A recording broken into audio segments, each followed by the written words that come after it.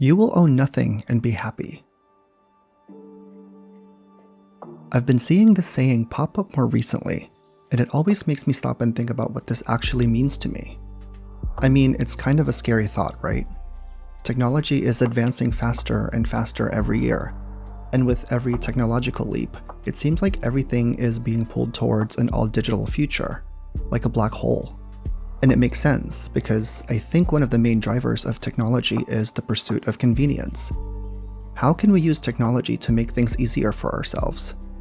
This is especially true for video games. Of course, convenience can come in many shapes and sizes. For me, it's already extremely convenient to click on a shopping app on my phone and order a game to be delivered right on my doorstep instead of getting in my car and driving to my local game store and picking up the same copy.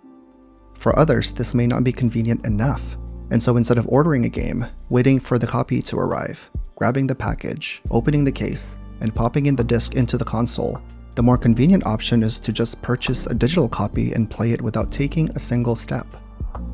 And this is nothing new. This through line of convenience can be traced back to the beginning of video games. What used to be going out to specific places to play games in an arcade turned into home consoles where we can play games in the comfort of our own rooms.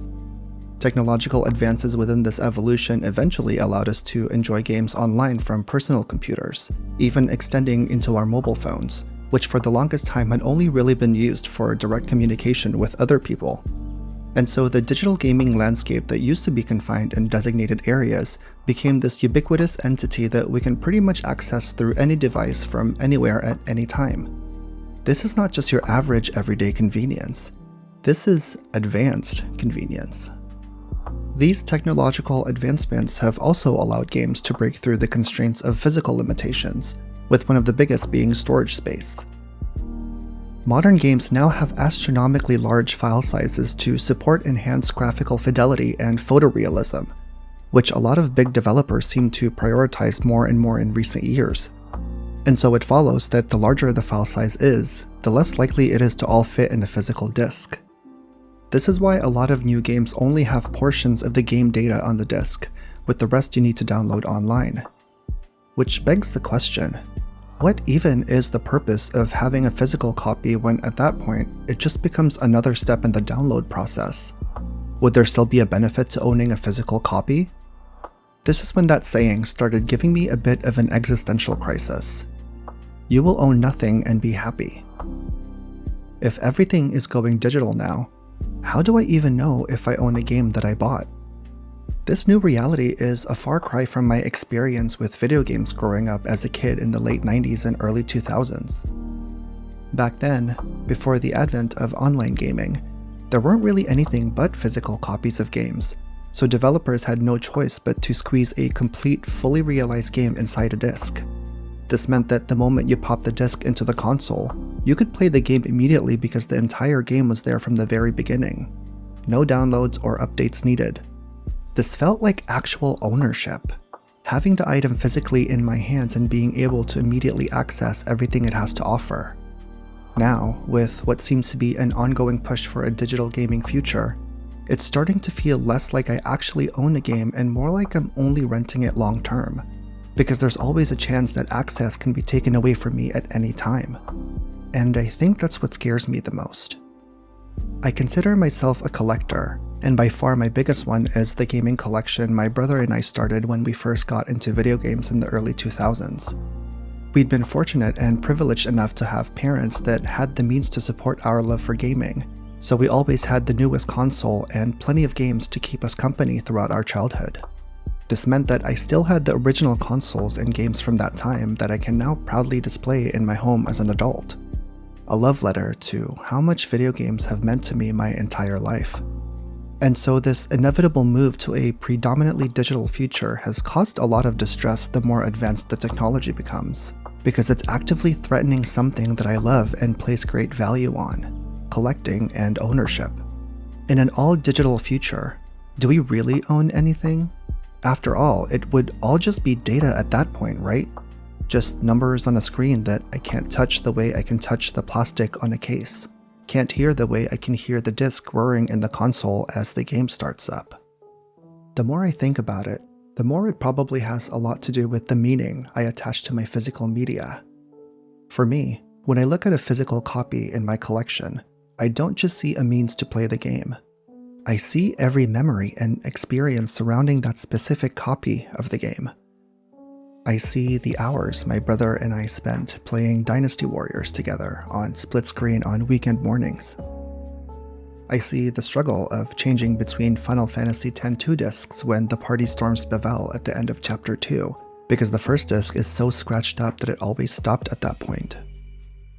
I see the nights that flew by as I farmed snakeskins and Hellgate's flames in Final Fantasy XII to unlock the Tournesol, and then not even using it. And I see myself gaslighting my cousin by telling him that Penance, the super boss in Final Fantasy X, was the one who broke Kimahri's horn because I didn't know penance was an actual word at the time, and I confidently misunderstood that line in the game. Maybe that's why I'm having so much trouble reconciling the eventual move to digital media and my love for video games. Maybe it's the memories I'm so protective of. Memories that I have and memories that I'll create in the future. Maybe I'm worried that I won't be able to form lasting memories in the same way with digital copies as I did with physical. What if I end up having great memories with a digital game, but years later I lose access to it? Would I lose access to those memories too? Because it won't be as easy to travel back to that time as picking up a copy from my shelf and feeling the memories between my fingers? Take, for example, the reason why I started thinking about this topic. My husband was feeling nostalgic a few weeks ago and wanted to play Pokémon Yellow. So he popped the cartridge into the Game Boy SP and started playing it while watching the first Pokémon movie. But the game kept freezing at frequent points during his playthrough and made it hard to enjoy the game. So I suggested that he play FireRed instead because it's essentially the same game, only with less anime characters and with updated graphics and mechanics. Most of all, I knew this copy wouldn't freeze. So he played it, and he enjoyed himself for a while, and then the subject of trade evolutions came up because he had a Machoke in his party. I told him he won't be able to get a Machamp because it's a trade evolution and we don't have a link cable. So I ordered a GBA link cable, tested it out with my analog pocket, which thankfully worked, and told him we can finally evolve his Machoke as soon as he gets out of Team Rocket hideout. Then the news broke that FireRed and LeafGreen would be coming to the Switch, and he told me that he doesn't think he's going to need the link cable after all because he was just going to play FireRed on the Switch. The world stopped spinning for a second. In my head, I was thinking, why? We already have a copy that you're playing right now and it works just fine. It would just be a waste of $20 for a 20-year-old game that we already have. I couldn't justify spending $20 for a digital copy of a game I already had. And the fact that since it was a digital copy, he wouldn't really own it like he would own a cartridge. It would essentially be just buying a license to be able to play the game. Needless to say, I had quite a negative reaction to it. It was also around that time that I was writing the first draft of this video, and most of it was a lot of complaining about the shortcomings of digital ownership. Then I fell into a rabbit hole when I was looking around to see why people were preferring to own digital copies instead of physical. I didn't understand it, especially in this current AI-forward landscape that is actively threatening to take away not just jobs, but also our ability to think for ourselves and our ability to create new ideas by smashing together existing concepts and regurgitating them back to us in the guise of innovation. Don't you want to own the games you buy? But reading other people's perspectives actually allowed me to step back and really think about why I feel the way that I do. That's when I had to come face to face with something I had been trying to run away from, something I was constantly denying to myself whenever the subject would come up. Physical media is dying. Whether I like it or not, gaming consoles, cartridges, and discs all have expiration dates. I experienced this firsthand back in my teens with the multiple copies we had of Final Fantasy X-2, and more recently with our copy of Pokémon Yellow being unplayable now. That's when I started questioning myself. What is the difference, really, between potentially losing access to a digital game in 30 years, let's say, and not being able to play my PS2 in the same time frame because the hardware has degraded past the point of repair? When I think about it, there's not too much difference in the long run, at least for me. The main difference used to be having the entire game available on the disc, but modern games nowadays require downloads anyway for physical copies, so it's just one more step before arriving at the same exact destination.